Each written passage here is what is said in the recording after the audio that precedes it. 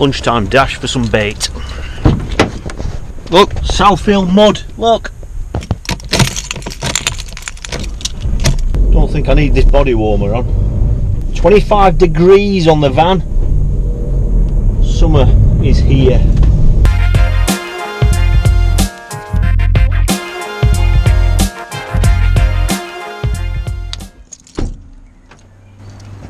Right, I just shot over to Billy's. I can make sure I don't get run over. There was no parking there a minute ago, it was full. But yeah, I just shot over, it's a lovely sunny day. He's got loads of kit in here now, loads of stock. Fantastic, absolute brilliant. I don't know how to do it out of this shop at the minute. How many shops have closed down? There's Billy, give us away, Bill. Come on, there he is, look at him, grafting, look. Mail order. Packing parcels. Packing parcels, plenty of orders coming in. Obviously, you know a lot of those products. All sorts here. It's just great to get over here at lunchtime, and it just gives me a chance to pick up some bait. There's loads of stock upstairs now. I'll show you what's here. Get that, Aladdin's Cave. There's stuff in here I've never even looked at. But yeah, I've just got a few maggots for Carmel, like I said. There's a sea box in here now. Look at that. I'm thinking of getting one of these. Imagine me feeder fishing in that. If I sat in that, I'd look like Ronnie Corbett. Right, story time. I really kitted it out now, brilliant. But yeah, I just got some maggots, that's all. I've just bumped into Paul Hughes as well. If you're watching, Paul, nice to see you, mate. I know he's off to Ireland next week. Good to see him at Southfield last week. We just had a little tactical download on what we saw last week. Brilliant. It's great to see anglers like Paul that's fished all those years at a really high level. Still learning from what he's seen around him. It's nice to discuss it. Quick look round here. As you can see, there's just tattle everywhere. Rods galore. Plenty of ground bits. Look at him, he's on his knees already. Look. Jamie! I don't approve of what he's pricing up though. I'd approve him over here on this bit. It'd be much better on this bit here. Look at these prices here. Yeah, look at it. Proper Aladdin's Cave. All this lot. Too much to show you. Like I say, I only get probably 10 or 15 minutes over here by the time I get through traffic, but yeah, it's top shop to be using now, and thankfully I've got my bait for the weekend. That's it, job done. It's red hot out here. I shouldn't have this body warmer on, but I can get back in the traffic now. It's great to see tattle shops that are doing well. It's one of those things where one or two tattle shops, when they close down and stuff, it obviously in theory should mean that the ones that remain continue to do well, you know, because they should in theory pick up all the trade from the ones that have closed down. So anyway, top stock in there, top stock. Right, back in traffic, going to shoot back over to work now and count down to the weekend. Looks like it's meal deal time again. Meal deal.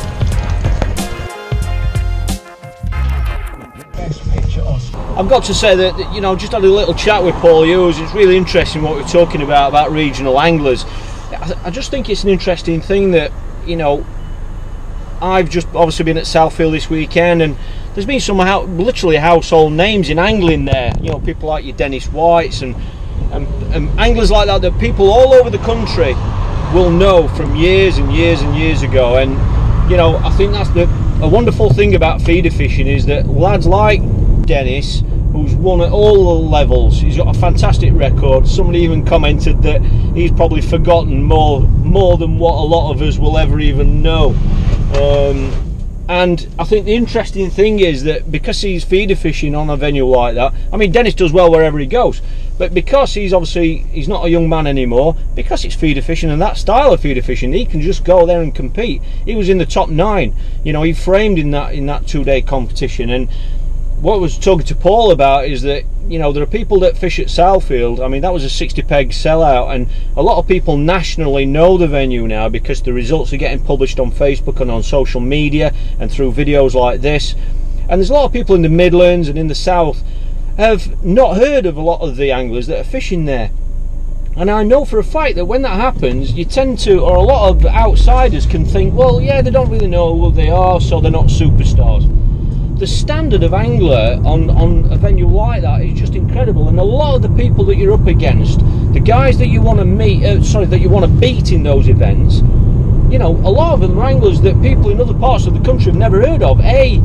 Because they're fantastic anglers and have been for years and years and years. Yeah, you know, they might be 50-year-old or an older or whatever, but you know, they're incredibly good bream anglers, and because they haven't heard of them, they think they're not a threat. And that must be replicated all over the country. You know, they're not lads that feature in magazines, and that's one thing I was just talking about with Paul, that you know, people go down that list from other parts of the country and think, well, yeah, they only recognise a handful of the names there, but that is by no means a reflection of what the standard of angler has been, and that's got to be the same. It's got to be the same in the Midlands, further up north from Sheffield, and certainly down in the south. And we're not talking about venue regulars. It's great to see people like Dennis White, and you know, I mean, Dennis does well on the rivers as well, and it's just brilliant that we're getting a nice mix. You know, you've got young Dean Jackson, who's done really, really well again. He's only a young lad, but he's mixing and sitting next to these anglers, and they're all learning off each other. It's fantastic, and I think fishing is one of the only sports that I know of that's at the standard that it's at, that you know, these guys can sit next to each other, sit next to former world champions, and I think we're so lucky to have that in fishing.